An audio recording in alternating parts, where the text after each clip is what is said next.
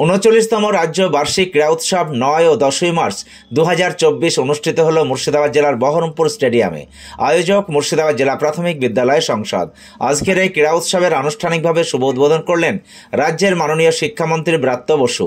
এছাড়াও উপস্থিত ছিলেন ওয়েস্ট বেঙ্গল প্রাথমিক এডুকেশন বোর্ড প্রেসিডেন্ট গৌতম পাল, মুর্শিদাবাদ জেলা পরিষদের সভাধিপতি রুবিয়া সুলতানা, মুর্শিদাবাদ জেলা শাসক রাজর্ষি মিত্র, জেলা পুলিশ সুপার সূর্যপ্রতাপ যাদব এবং রেজিনগর বিধানসভার বিধায়ক রবিউল আলম চৌধুরী।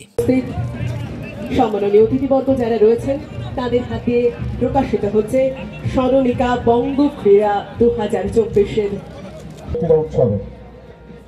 ক্রীড়া উৎসবের উপস্থিত সমস্ত জেলার প্রতিনিধি ছাত্রছাত্রীদের উপস্থিতিতে মাননীয় শিক্ষামন্ত্রী ব্রাত্য বসু মহাশয়, মাননীয় ভারপ্রাপ্ত মন্ত্রী বিদ্যালয় শিক্ষা উচ্চ শিক্ষা বিভাগ, সঙ্গে সঙ্গে মঞ্চে উপস্থিত সমস্ত গুণীজনের হাত দিয়ে পায়রা শান্তির প্রতীক শুভ তাদের লক্ষ্যে এগিয়ে চলুক সামনের দিকে।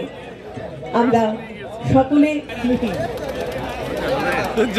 শিক্ষামন্ত্রী মহোদয়, সম্মাননীয় ভারপ্রাপ্ত মন্ত্রী বিদ্যালয় শিক্ষা উচ্চ শিক্ষা বিভাগ পশ্চিমবঙ্গ সরকার শ্রী ব্রাত্য বসু মূল্যবান বক্তব্য।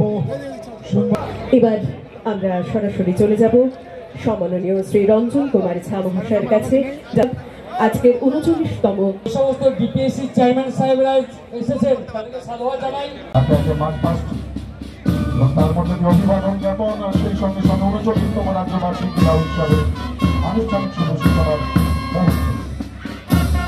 আলিপুরদুয়ার জেলায় বহরমপুর ক্লাবঘর থেকে 39তম রাজ্য অভিবাদন জ্ঞাপন করছেন আমাদের মঞ্চে উপস্থিত সম্মাননীয় অতিথিবর্গ।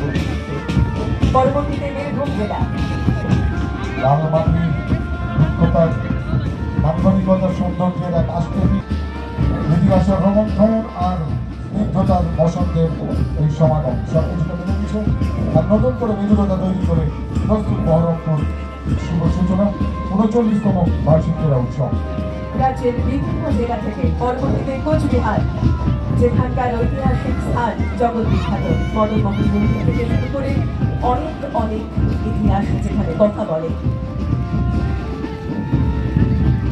আমাদের মুর্শিদাবাদ জেলার মহরমপুর রাজ্য বার্ষিক ক্রীড়া উৎসবের মধ্যে দিয়ে দক্ষিণ দিনাজপুর ডিস্ট্রিক্ট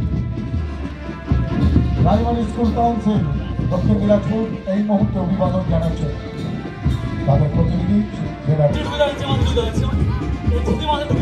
মধ্যাহ্নে দাঁড়িয়ে বহরমপুর স্টেডিয়াম হলে এবং হাতিকে দেখতে হলে অবশ্যই পৌঁছে যেতে হবে ঝাড়গ্রামে। ঝাড়গ্রামের খুদেরা অভিবাদন জ্ঞাপন খাইতে এবং সেই সঙ্গে সঙ্গে অন্যান্য লর্ড কালচারাল গেট জগৎ বিখ্যাত পূর্ব মেদিনীপুর। আর এই বসন্ত আসলেই পুরুলিয়া সেজে ওঠে অপরূপ রূপে। দক্ষিণ 24 পরগনা যেখানে ইতিহাস ফিসফিস করে কথা বলে, আর আজকেও ওই যে বললাম প্রায় 23 বছর পর আরো একবার নবরূপে বরাদ্দকৃত হয়।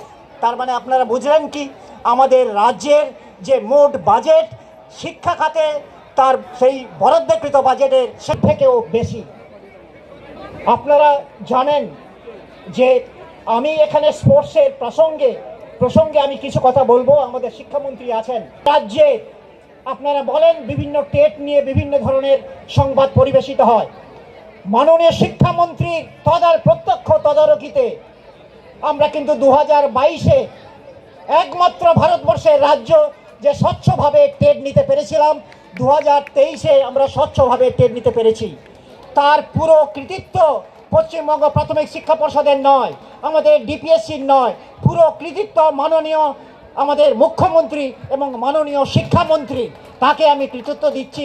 তাদের নির্দেশে, তাদের উপদেশে পশ্চিমবঙ্গ প্রাথমিক শিক্ষা পর্ষদ সেই টেট আমরা কন্ডাক্ট করেছিলাম। আপনারা জানেন যে বিভিন্ন ধরনের নেতিবাচক বলা হয় যে বিভিন্ন ধরনের যে অস্বচ্ছভাবে পশ্চিমবঙ্গের প্রাইমারি স্কুলে চাকরি হয়। আমি দ্ব্যর্থহীন ভাষায় বলছি, মাননীয় শিক্ষামন্ত্রীর প্রত্যক্ষ তদারকিতে তিনি বলে দিয়েছিলেন, মুখ্যমন্ত্রী বলে দিয়েছিলেন রাজ্যের যে প্রাথমিক শিক্ষাক্ষেত্রে শিক্ষকেরা নিযুক্ত হবেন অত্যন্ত ট্রান্সপারেন্টলি, আমি এখানে পর্ষদ সভাপতি হিসাবে বলছি, সেই কৃতিত্ব আমার নয়, মাননীয় শিক্ষামন্ত্রীর, মাননীয় মুখ্যমন্ত্রীর। ভারতবর্ষের মধ্যে একমাত্র রাজ্য, গুজরাট ফেল করেছে প্রাইমারি টিচার রিক্রুট করতে, ইউপি ফেল করেছে, রাজস্থান ফেল করেছে, বিভিন্ন রাজ্য কিন্তু পরীক্ষা নিতে পারছে না। একমাত্র রাজ্য জাস্ট আমরা 10,000 আমরা শিক্ষক নিয়োগ করলাম। কোনো ব্যক্তি আঙুল তুলতে পারবেন না অস্বচ্ছভাবে চাকরি পেয়েছেন। অত্যন্ত স্বচ্ছভাবে মেধা তালিকা প্রকাশ আমরা করেছি, মাননীয় শিক্ষামন্ত্রী তদারকিতে আমাদের অ্যাপ্রিসিয়েট করেছেন, আমাদের সরকারকে অ্যাপ্রিসিয়েট করেছেন, মাননীয় শিক্ষামন্ত্রীকে অ্যাপ্রিসিয়েট করেছেন, মাননীয় মুখ্যমন্ত্রীকে অ্যাপ্রিসিয়েট করেছেন যে রাজ্য চাকরি দিতে চাইছে, আমরা আটকাবো না, আপনারা নিয়োগ দিন।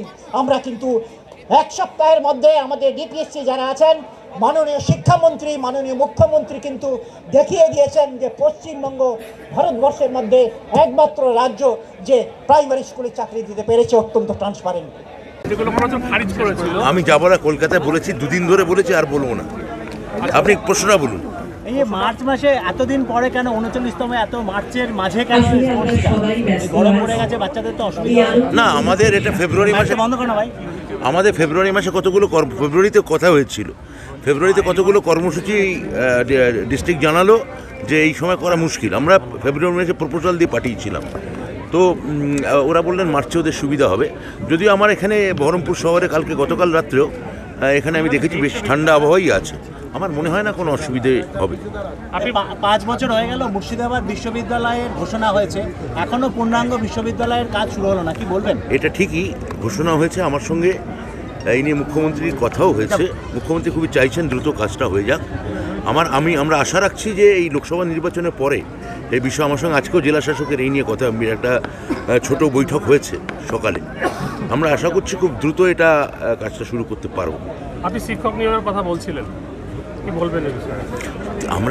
আমি আপনাদের বলছি যে পর্ষদ এবছর 10,000 শিক্ষককে চাকরি দিল, এবং আমি সেটা নিয়ে আপনারা জাস্ট এটা উল্লেখ করলেন, কিন্তু এই যে আমি তো বলেছিলাম যে আমরা পর্ষদকে বলেছি আপনারা মেধা এবং যোগ্যতার ভিত্তিতে চাকরি দিন, চাকরি তারা দিয়েছে। এবং আমি বলছি যারা আদালতে দিচ্ছেন আদালতে যান, এবার গিয়ে আমাদের দেখান। আমার ধারণা এবার আমাদের কোর্টে বিষয়টা একবার আদালতে এখানে গিয়ে দেখুন আমাদের বিরুদ্ধে। শিক্ষাক্ষেত্রে ধরুন মিড ডে মিল থেকে শুরু করে শিক্ষার বিভিন্ন ক্ষেত্রে টাকাটা কোলাপস করে দিচ্ছে সেন্ট্রাল গভর্নমেন্ট। এটা নিয়ে টাকা আমাদের এমন প্রেজেন্টেশন হয়েছে, ওরা টাকা দিতে বাধ্য হবে আমাদের, এবং জানিয়েও দিয়েছে টাকা দিচ্ছে। অর্থ সেই খরচে জেলা প্রশাসন তাকে প্রতিবন্ধকতা সৃষ্টি করছে, তিনি টাকা খরচ করতে পারছেন না, কি বলবেন? এটা তো আমি জানি না, আমি এটা আপনার থেকে শুনলাম। আমার সঙ্গে ডিএম ছিলেন, আমি জিজ্ঞেস করবো ডিএমকে।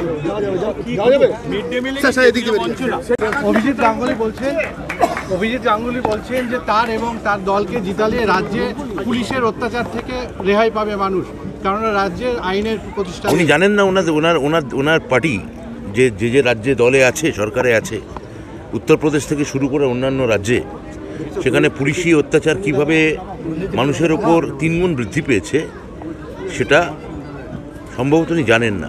জানবেন, উত্তরপ্রদেশে লখিমপুর, আমাদের গুজরাটের ওই যেখানে ভয়ানক এই ঘটনাটা কিছুদিন আগে ঘটলো, এরকম একাধিক জায়গা আমরা দেখাতে পারি। AHM engineering consultancy and construction, 7 বছরের অভিজ্ঞতা সম্পন্ন ইঞ্জিনিয়ার আনোয়ার হোসেন মালিত্তা, ঠিকানা আমতলা নিমতলা মোড়, নওদা, মুর্শিদাবাদ। এখানে বাড়ির plan estimate, building contract, labour contract এছাড়াও হাউস বিল্ডিং লোনের প্ল্যান এস্টিমেট করা হয়। যে কোনো সরকারি ও বেসরকারি প্রজেক্টের জন্য যোগাযোগ করুন 9614237356 অথবা 7031608383 এই নম্বরে। সাবস্ক্রাইব করুন AB24 নিউজ চ্যানেলটিকে, অবশ্যই বেল আইকনটিকে প্রেস করুন। সবার আগে তাজা খবরের আপডেট পেতে লাইক করুন, শেয়ার করুন এবং দেখতে থাকুন AB24 নিউজ।